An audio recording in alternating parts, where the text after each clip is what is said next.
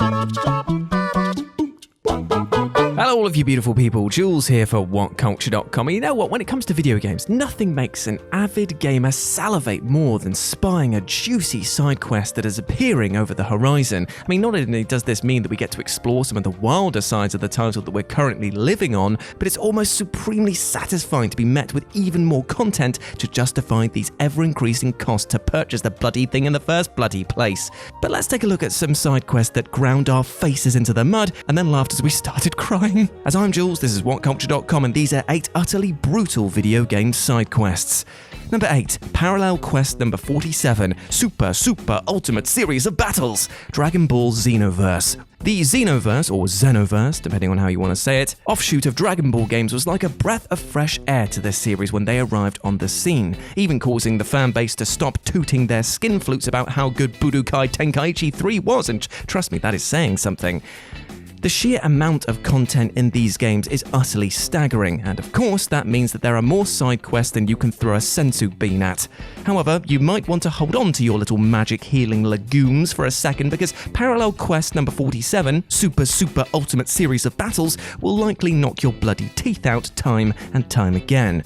In this ungodly test of strength and determination, the player must take on a huge cast of the Z Warriors one after the other, all on their lonesome.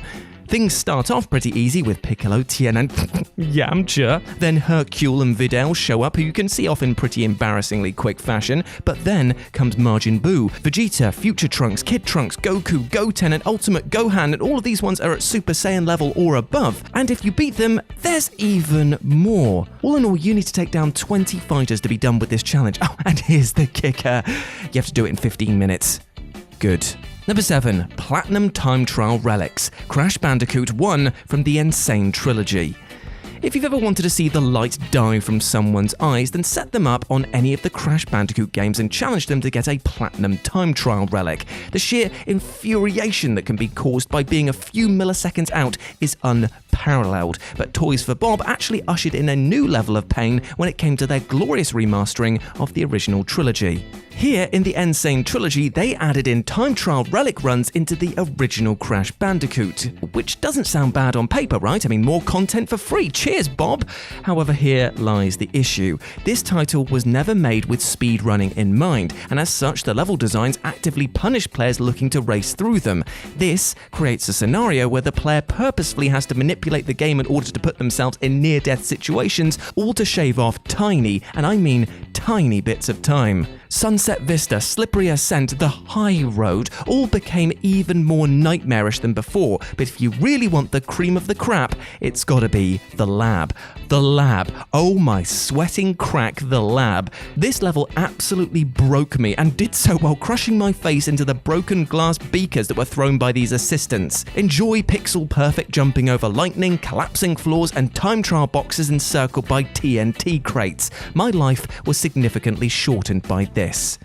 Number 6, Coin Collector, Wallace and Gromit Project Zoo. Now you might be raising a plasticine eyebrow as to why beloved comedy British duo Wallace and Gromit are appearing on a list of brutal side quests, but let me address this right now. The reason is simply because the side quest to collect all of the coins on the lava level is utterly broken. The issue arises from the absolutely abysmal programming job that's been done on this game, especially the GameCube version, which thanks to having a code with more holes in than Swiss cheese, means that a vast number of the barrels being thrown at you by the enemies here are invisible. Oh great, good, just what you wanted from a game that has bizarrely accurate hitboxes, invisible obstacles that will kill you time and time again as you try to collect the bloody coins on this bastard level.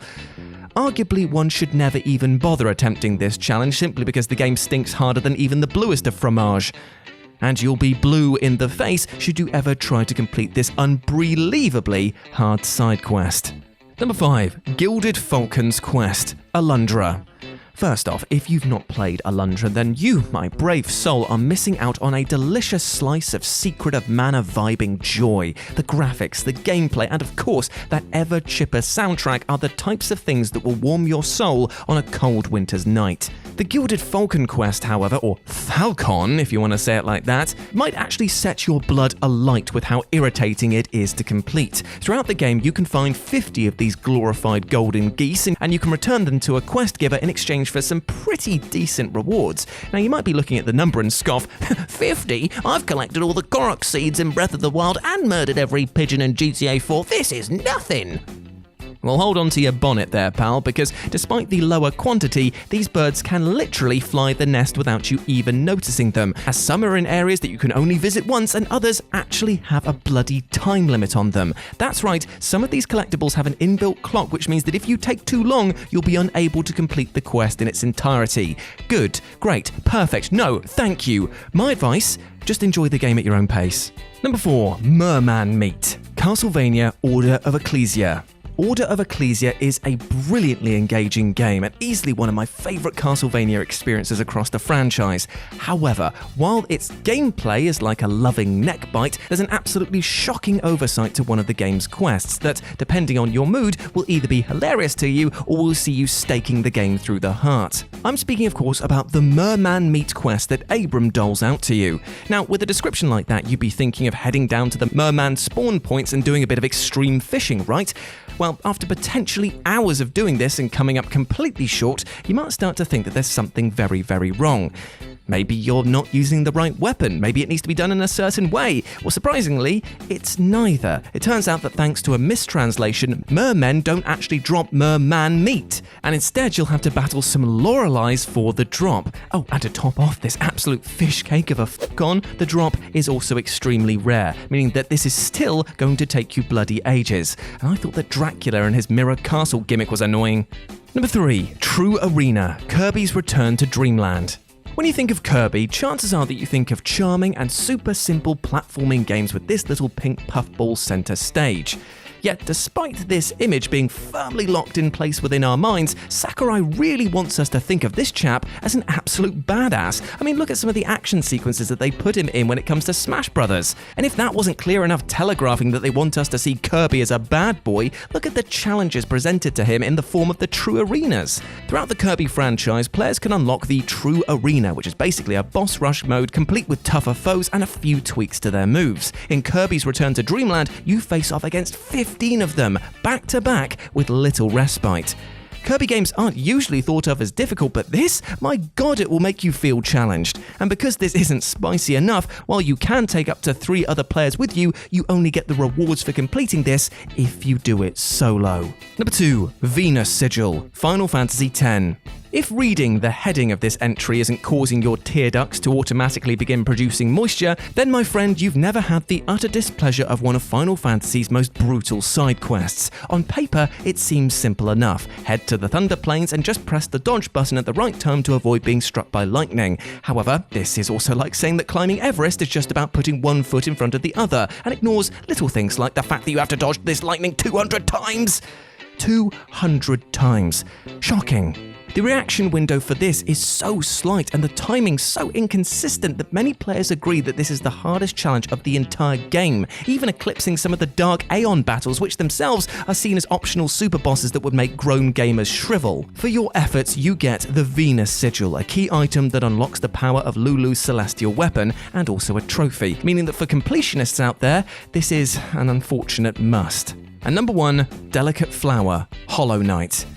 Curse you, Hollow Knight! How can this game be so cutesy and aesthetically beautiful, but also be so agonizingly hard?